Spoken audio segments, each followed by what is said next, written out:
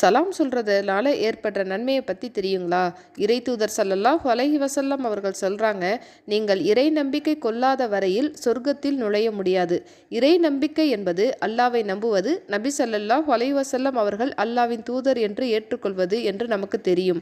நம் இறை தூதர் ஸல்லல்லாஹு அலைஹி வஸல்லம் இந்த ஹதீஸில் இறை நம்பிக்கையாளர் யார் என்பதை விளக்குறாங்க. அதாவது, நீங்கள் ஒருவரை ஒருவர் நேசிக்காதவரை முழுமையான இறை நம்பிக்கையாளராக முடியாது.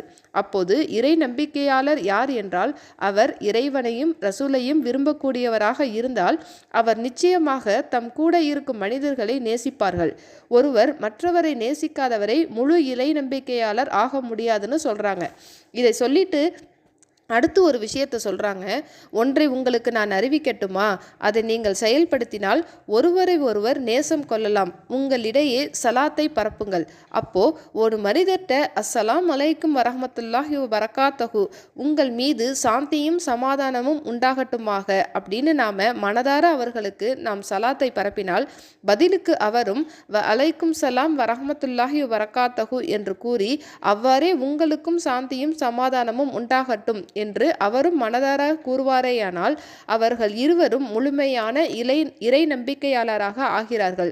இதன் மூலம் நாம் சொர்க்கத்தை அடைய முடியும். எனவே அதிகமாக நாம் சலாத்தை பரப்புவோம். அஸ்ஸலாமு அலைக்கும் வரஹ்மத்துல்லாஹி தஆலா வபரகாத்தஹு.